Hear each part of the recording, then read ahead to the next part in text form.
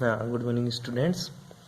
आज की बातें करेंगे अपन अब एक कोष्टिका का घनत्व। पैकिंग फ्रैक्शन से क्वेश्चन डायरेक्ट पूछता है तेरे को कि एसएससी के लिए पैकिंग फ्रैक्शन क्या होगा, बीसीसी के लिए तेरा पैकिंग फ्रैक्शन क्या होगा, एफसीसी के लिए क्या होगा।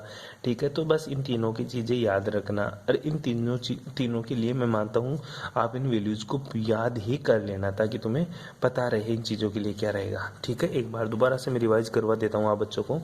ठीक है, सबसे पहले एक छोटा सा टेबल बना लेना ताकि तेरे को याद करने में ईजी रहे। ठीक है, एक तरफ लिख लेना तू एक कोष्टिका। ठीक है, यूनिट सेल। ठीक है, एक तरफ तू क्या लिखेगा, एक कोष्टिका। बेटा यहाँ पे लिख लेना कणों की संख्या, कणों की संख्या, नंबर ऑफ पार्टिकल्स। किससे दिखाते हैं बेटा जी इसको, इसको जेड से दिखाते हैं। ठीक है, अब देखिएगा जालक बिंदु फिर। ठीक है, जालक बिंदु। ठीक है, उसके बाद में लिखना बेटा जी समन्वय संख्या। क्या लिखिएगा, समन्वय संख्या। ठीक है बेटा जी, उसके बाद में तीसरा पॉइंट संकुलन दक्षता। ठीक है, संकुलन दक्षता। ठीक है, और relation between a and r, r और ए में रिलेशन। ठीक है, रिक्तियां लिखो तो लिख लेना, अदरवाइज उसकी कोई जरूरत नहीं है। सबसे पहले अपन बात करते हैं किसके लिए बेटा जी, एसएससी के लिए। ठीक है, सिंपल क्यूबिक सेल। ठीक है, इसके लिए जो जेड का मान होता है वो हमेशा ही 1 रहता है और इसमें जो जालक बिंदु होते हैं बेटा जी वो 8 होते हैं टोटल। समन्वय संख्या इसकी कितनी होती है, 6 होती है। और संकुलन दक्षता कितनी होती है बेटा जी इसकी, पैकिंग फ्रैक्शन इसकी 52.4% के समथिंग इसकी पैकिंग फ्रैक्शन होती है। और ए और आर में रिलेशन होता है A=2R के बराबर। ठीक है, ये बिल्कुल याद ही होना चाहिए आपको, यहाँ नहीं बाकी आगे भी बहुत काम में आता है। बीसीसी के लिए बात करें तो कणों की संख्या 2 होती है। इसमें जो जालक बिंदु या लेटिस जो पॉइंट होते हैं वो 9 होते हैं और इसकी जो कोऑर्डिनेशन नंबर होंगे बेटा जी वो 8 होंगे। ठीक है, और इसकी जो पैकिंग फ्रैक्शन रहेगी वो 68% के समथिंग रहेगा बीसीसी के लिए। ठीक है, और इसमें जो ए और आर में जो रिलेशन होता है बेटा जी वो कितना होता है गुरु जी, A=4R/√3 के बराबर होता है।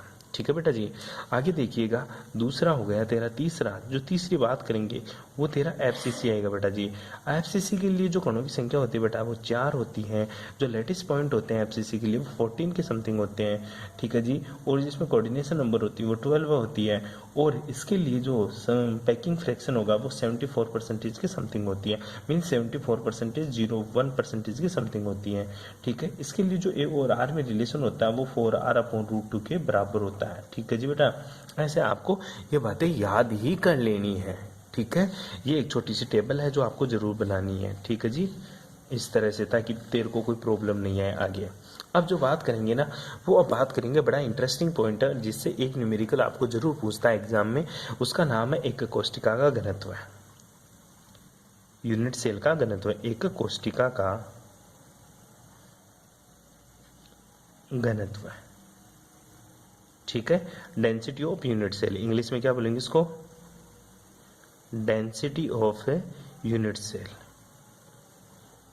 ठीक है बेटा जी, सबसे पहले आपको कुछ नहीं करना, डेंसिटी ऑफ यूनिट सेल। ठीक है, आपको पहले ये सोचना है कि डेंसिटी क्या होती है। मैंने आप लोगों को डेंसिटी के बारे में बताया। ठीक है, डेंसिटी हमेशा ही किसके बराबर होती है बेटा जी, जो डेंसिटी होती है ना वो किसके बराबर होती है, वो ऊपर तो हमेशा इसका मास लिखा जाता है, नीचे इसका वॉल्यूम लिखा जाता है। ठीक है, ऊपर तो इसका आयतन वो द्रव्यमान होता है और नीचे बेटा जी क्या होता है, आयतन होता है। घनत्व का ये सीधा सा डेफिनेशन होती है। ठीक है, तो तेरे को एक कोष्टिका का घनत्व निकालना है तो एक कोष्टिका का घनत्व क्या होगा। ठीक है, तो density of unit cell, density of unit cell, unit cell क्या होता है बेटा जी। ठीक है, वो हमेशा क्या लिखेंगे, mass of unit cell, mass of unit cell, unit cell divided by, ध्यान दिए इस चीज के बारे में, volume of unit cell, volume of unit cell. छोटा सा न्यूमेरिकल बनता है। अब देख बेटा, यूनिट सेल का द्रव्यमान निकालना बहुत मुश्किल है। क्यों, एक यूनिट सेल का जो द्रव्यमान होता है ना, ठीक है, उसमें बहुत सारे एटम्स होते हैं। ठीक है, क्या होते हैं उसमें, बहुत सारे एटम्स होते हैं। तो मैं तेरे को यूनिट सेल का मास निकालने का तरीका बताता हूँ। सिंपल सी बात है, तेरे जो एन एटम है, एन का मतलब होता है बेटा अवगाद्रो नंबर। ठीक है, तो एन कणों का द्रव्यमान, Na कणों का द्रव्यमान कितना होता है बेटा? Na कणों का द्रव्यमान जो होता है बेटा वो होता है कैपिटल M। कैपिटल M क्या है? मोलर मास है। कैपिटल M क्या है तेरा? मोलर द्रव्यमान के तुल्य होता है। ध्यान दियो इस चीज के बारे में।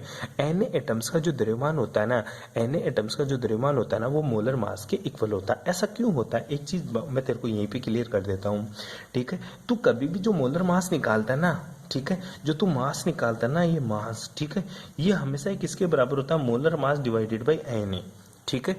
किसके बराबर होता है? डिवाइडेड बाई Na के बराबर होता है। सिंपल सी बात बताऊं तो तेरे को, जो M होता है ना वो तेरा मोलर मास होता है। अगर मोलर मास में तू Na का डिवाइड कर देगा तो उस पार्टिकल्स का मास आ जाता है, ठीक है। तो Na पार्टिकल्स का द्रव्यमान, तो Na को इधर मल्टीप्लाई करूंगा ना तो Na पार्टिकल्स का द्रव्यमान किसके तुल्य हो गया? उसके मोलर मास के तुल्य हो गया, ठीक है, मोलर द्रव्यमान के तुल्य हो जाता है। जहां M, ध्यान दियो इस चीज के बारे में, जो कैपिटल M है ना ये तेरा मोलर द्रव्यमान है। क्या है? मोलर द्रव्यमान, मतलब मोलर मास होता है। क्या होता है बेटा? ये मोलर मास होता है, ठीक है। तो बता मेरे को, तो एक कण का द्रव्यमान चाहिए ना, एक कण का द्रव्यमान किसके बराबर होगा? ठीक है गुरुजी, एक कण का जो द्रव्यमान होगा ना वो बराबर हो जाएगा कैपिटल M अपॉन Na, जहाँ पे Na क्या बेटा? अवोगाद्रो नंबर, ठीक है। Na क्या है? Avogadro number. लेकिन तू यूनिट सेल में जो कणों की संख्या बात करता है ना वो तो जेड की बात करता है। तो बता जेड कणों का द्रव्यमान कितना हो जाएगा? ठीक है, जेड कणों का जो द्रव्यमान होगा बेटा जी, वो जो जेड कणों का जो द्रव्यमान यानी मास होगा वो किसके बराबर हो जाएगा? गुरुजी Na से इसको क्या कर दूंगा मैं? जेड से क्या कर दूंगा? इसको मल्टीप्लाई डिवाइडेड बाई Na। ये है तेरा एक्चुअल में द्रव्यमान, ठीक है। ये यूनिट सेल का द्रव्यमान है, मास ऑफ यूनिट सेल, ठीक है। तो mass of unit cell equals to M into M into z upon Na, जहाँ पे M क्या होता है? Molar mass. जेड क्या होता है बेटा जी? जेड होता है गुरुजी नंबर ऑफ आर्टिकल्स, ठीक है। Na क्या होता है? Avogadro number. क्या होता है बेटा? अवोगाद्रोज नंबर। Na की वैल्यू कितनी होती है? 6.023 इंटू 10⁻23 एटम्स के बराबर होती है Na की वैल्यू। ये वैल्यू आपको कंटेस्ट होनी चाहिए, ठीक है। आगे बात करते हैं छोटी सी अपन और है। गुरुजी मेरे को वॉल्यूम ऑफ यूनिट सेल क्या होगा वो तो तेरे को पहले से पता है, ठीक है, कि वॉल्यूम ऑफ यूनिट सेल क्या होता है, ठीक है। वॉल्यूम ऑफ यूनिट सेल, ठीक है, वॉल्यूम ऑफ यूनिट सेल। अब जो वॉल्यूम ऑफ यूनिट सेल, जो यूनिट सेल होती है ये गुरुजी मेरा क्यूब होता है। क्या होता है बेटा जी?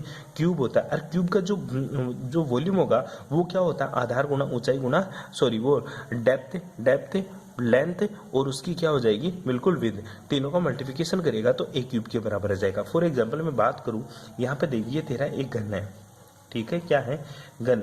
इसकी लंबाई भी कितनी है गुरुजी? ए। इसकी चौड़ाई भी कितनी बेटा? ए। और इसकी ऊंचाई भी कितनी है? ए। और तुझे पता है वॉल्यूम ऑफ क्यूब क्या होता है? लंबाई गुना चौड़ाई गुना ऊंचाई। तो तीनों को मल्टीप्लिकेशन करेगा तो यूनिट सेल का जो वॉल्यूम आएगा बेटा वो ए क्यूब के बराबर हो जाएगा, ठीक है। इसको इक्वेशन नंबर तो एक पुट कर देना, ठीक है। तो बता वो डेंसिटी ऑफ यूनिट सेल कितना हो जाएगा?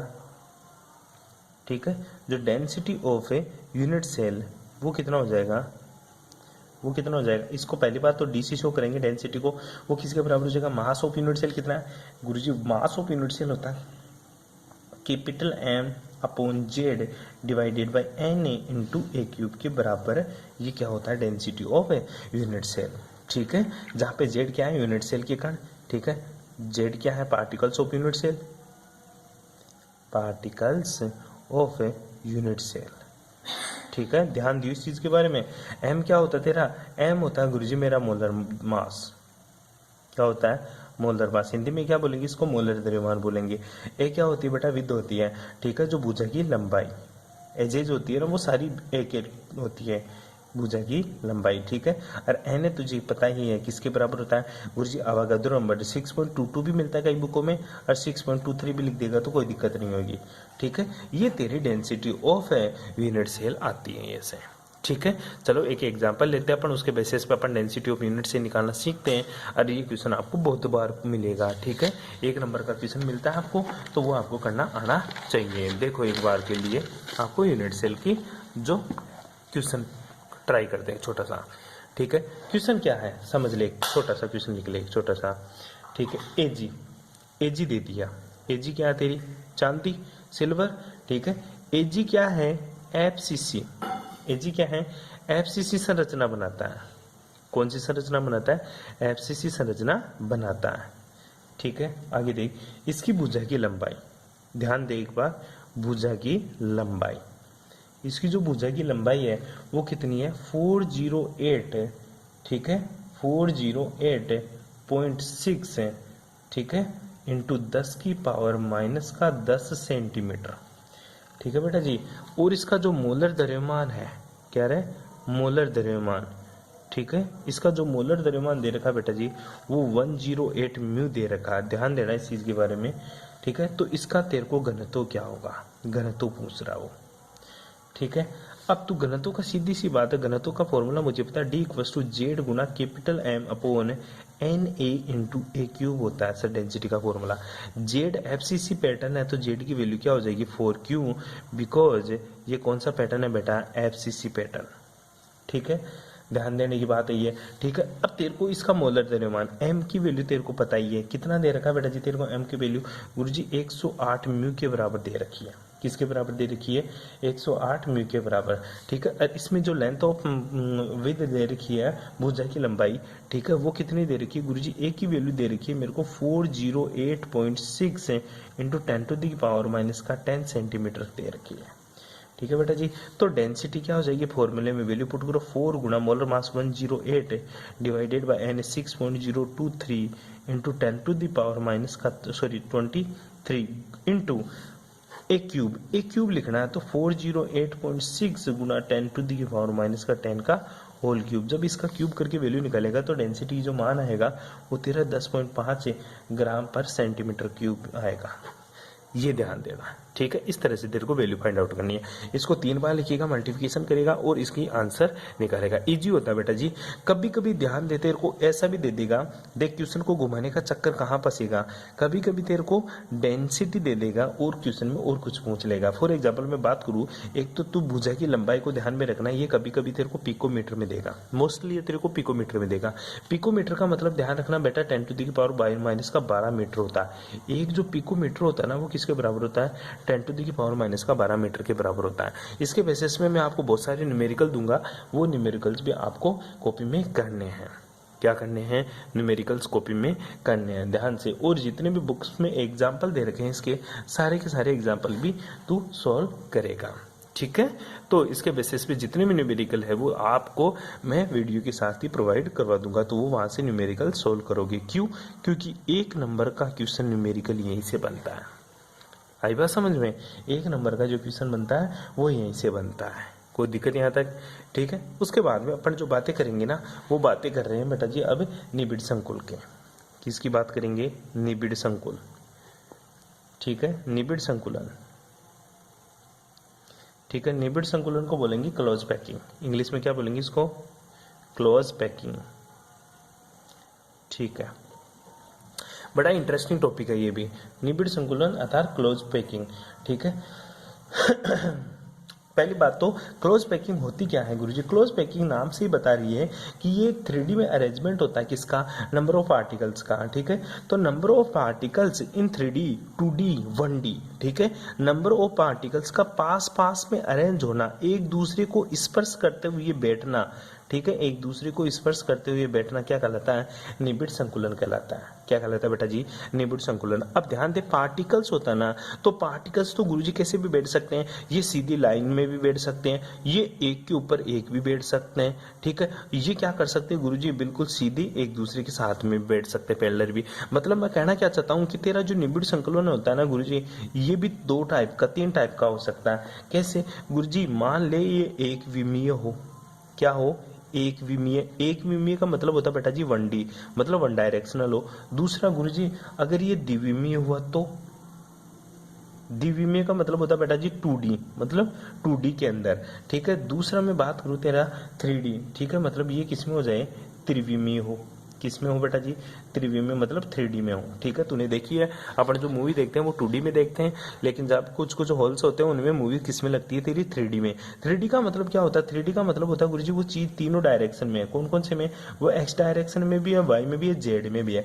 2D का मतलब होता है बेटा जी या तो वो तो एक्स में हो या वाई में हो, और 1D का मतलब होता है या तो वो एक्स में ही मिलेगा या वाई में ही मिलेगा, ठीक है। आइए देखते हैं जो 1D होता है। अब जो 2D होता है ना, ये भी 2 तरह का क्लोज पैक्ड होता है। 2 तरह का कौन कौन सा होता है क्लोज पैक्ड है, एक तो बेटा जी तेरा होता है वर्गीय निबिड़ संकुलन, क्या, वर्गीय निबिड़ संकुलन, ठीक है, वर्गीय निबिड़ संकुलन को बोलते हैं स्क्वायर क्लोज पैक्ड। क्या बोलेंगे बेटा जी इंग्लिश में इसको? Square close packed.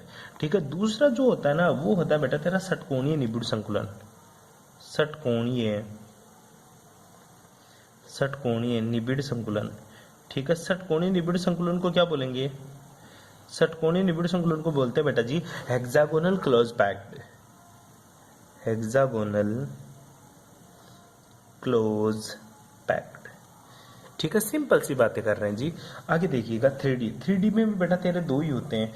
ठीक है, और यही इंपॉर्टेंट है, यही से क्वेश्चन बनता है। 3D में भी दो होते हैं, एक तो तेरा स्क्वायर क्लोज पैक्ड, यहाँ पे लिख दिया मैंने, और दूसरा जो होता है तेरा, जो दूसरा होगा गुरुजी वो होगा मेरा हेक्सागोनल क्लोज पैक्ड। ठीक है, हेक्सागोनल क्लोज पैक्ड। अब जो इसमें होता है ना स्क्वायर क्लोज पैक्ड में, ये दो तरह के होते तेरा, एक तो तेरा एससी और एससीसी, एक तो तेरा एससीसी और दूसरा तेरा बीसीसी। अपन किस में पढ़ते हैं? स्क्वायर क्लोज पैक्ड में। और हेक्सागोनल क्लोज पैक्ड होता है ना, ये क्या होता है गुरुजी? इसमें मैं पढ़ता हूँ एक तो एचसीपी और दूसरा पढ़ता हूँ मैं एफसीसी या सीसीपी। ठीक है, ये चार अपन पढ़ेंगे। ये तो मैंने पढ़ा दिया तेरे को। ये एससीपी क्या होता है? हेक्सागोनल क्लोज पैक्ड बोलते हैं। ठीक है, और इसको बोलते हैं एफसीसी मतलब फेस सेंटर्ड क्यूबिक सेल, या सीसीबी सेंटर क्लोज पैक्ड। ठीक है, ये इसके नाम होते हैं सारे के सारे। चलो एक एक के बारे में डिस्कस करते हैं। सबसे पहले अपन 1D की बात करेंगे, फिर 2D की बात करेंगे। 2D में दो पढ़ेंगे, वर्गीय निबिड़ संकुलन, षटकोणीय निबिड़ संकुलन। उसके बाद में अपन 3D की बात करेंगे। 3D में दो पढ़ेंगे, स्क्वायर क्लोज पैक्ड और हेक्सागोनल क्लोज पैक्ड, दोनों सेम ही है, ये 2D वाले हैं। ठीक है, फिर स्क्वायर क्लोज पैक्ड में दो पढ़ेंगे, एक तो सिंपल क्यूबिक सेल और बीसीसी, एससीपी और एफसीसी और सीसीपी, ये सारे अलग अलग पढ़ेंगे अपन। ठीक है, तो सबसे पहले मैं बात करता हूँ 1D की।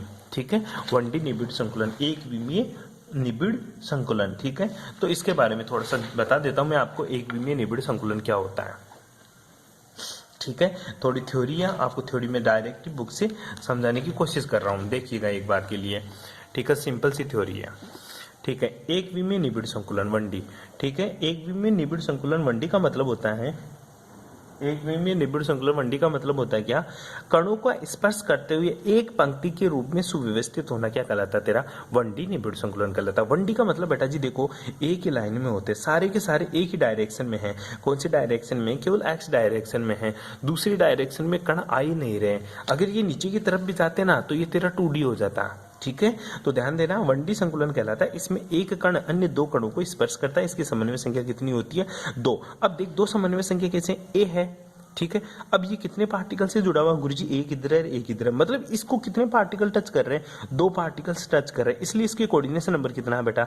2। और याद करो कोऑर्डिनेशन नंबर 2। ठीक है, कोऑर्डिनेशन नंबर 2 एक ही 2 है, तो इसका पैकिंग फ्रैक्शन क्या होगा? 52.4% की समथिंग इसकी क्या होगी? Packing fraction. क्यों? क्योंकि ये एसएससी टाइप का होता है, एससीसी टाइप का है। ठीक है, दूसरा देखिएगा बेटा जी, द्विविमीय निबिड़ संकुलन, थ्योरी है इसलिए यहां से पढ़ा रहा हूं। 2D, कणों का आपस में स्पर्श करते हुए परत के रूप में, देख इसमें तो क्या एक रेखा के रूप में, इसमें क्या परत के रूप में, इसमें परत के रूप में, मतलब रेखा की तरह इधर भी बढ़ेगा तो नीचे की तरफ भी बढ़ेगा। ठीक है, इसलिए इसको 2D बोला अपन ने। व्यवस्थित होगा 2D। ये भी दो प्रकार का होता है, एक तो वर्गीय निबिड़ संकुलन। ठीक है, अब देखिए कि चीज को मैं बताता हूं तेरे को। ठीक है, पहला कौन सा तेरा? 1D close packed.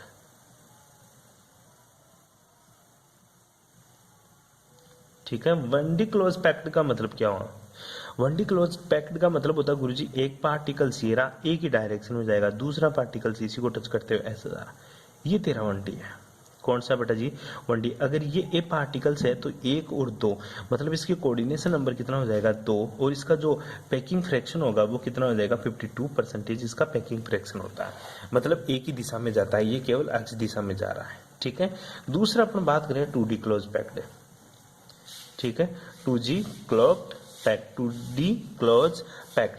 2D का मतलब बेटा ये तो एक डायरेक्शन में गया, अगर गुरुजी ये इधर भी गति करने लग जाए वाई डायरेक्शन में, तो ये क्या हो जाएगा मेरा? 2D close packed. जैसे बात करूं मैं एक, ठीक है, ये पार्टिकल्स है, ठीक है, ये तेरे पार्टिकल्स है, ये एक ही तरफ जा रहे हैं, तो ये तेरा 1D हो गया।